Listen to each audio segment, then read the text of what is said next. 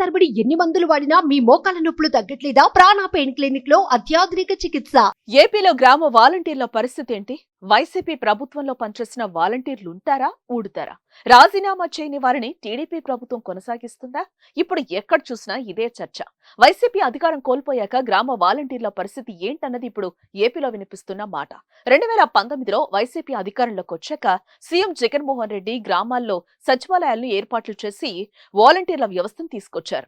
వారి ద్వారానే సంక్షేమ పథకాలను ప్రజలకు నేరుగా ఇంటి వద్దకే అందించారు. జగన్ ప్రభుత్వంలో వాలంటీర్లు కీలకంగా మారారు. ఎన్నికల్లో కూడా జగన్మోహన్ రెడ్డి వారినే నమ్ముకున్నారు. ఈసీ అభ్యంతరం చెప్పడంతో పెద్ద ఎత్తున వాలంటీర్లు రాజీనామా చేసి మరీ వైసీపీకి పనిచేశారు. కానీ 2024 ఎన్నికల్లో వైసీపీ ఓడి తెలుగుదేశం, జనసేన, బీజేపీ కూటమి అఖండ మెజార్టీతో విజయం సాధించడంతో వాలంటీర్ల పరిస్థితి ఇప్పుడు ప్రశ్నార్థకంగా మారింది. వైసీపీకి అనుకూలంగా ఉన్నటువంటి వాలంటీర్లు ఇప్పటికే ఆ రాజకీయ పార్టీ వారు మూకుమ్మడి రాజీనామాలు చేశారు. దీంతో వారిని దాదాపు తిరిగి విధుల్లోకి తీసుకోరనే ప్రచారం జరుగుతోంది.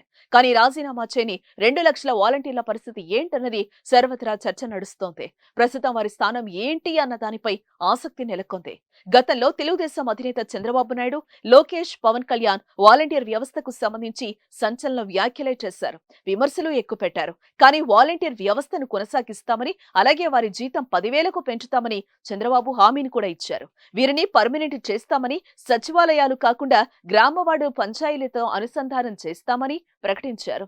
అయితే గతంలో పనిచేసిన వాలంటీర్లను కాకుండా కొత్త వారిని నియమించే అవకాశం కనిపిస్తోంది. దీంతో వాలంటీర్లు తమ ఉద్యోగంపై గ్యారంటీ లేకపోవడంతో ఆవేదన వ్యక్తం చేస్తున్నారు. ఇప్పటికే మరికొందరు వాలంటీర్లు తమను కొనసాగించాలని కోరుతూ కూటమి నాయకుల ఇంటికి క్యూ కడుతూ ఉండగా కూటమి కార్యకర్తలు తమకు వాలంటీర్ కావాలని లాబియింగ్ చేస్తున్నారు. ఇదిలా ఉంటే వాలంటీర్ల కోసం కొత్త నోటిఫికేషన్ అంటూ సోషల్ మీడియాలో వార్తలు వస్తున్నాయి. డిగ్రీ క్వాలిఫికేషన్ ఆధారంగా వాలంటీర్లను నియమిస్తారని, ఏజ్ లిమిట్ కూడా పెడుతున్నారంటూ ప్రచారం జరుగుతోంది.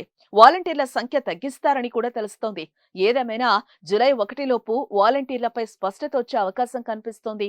దీనిపై మీ అభిప్రాయాన్ని కామెంట్ రూపంలో తెలియజేయండి.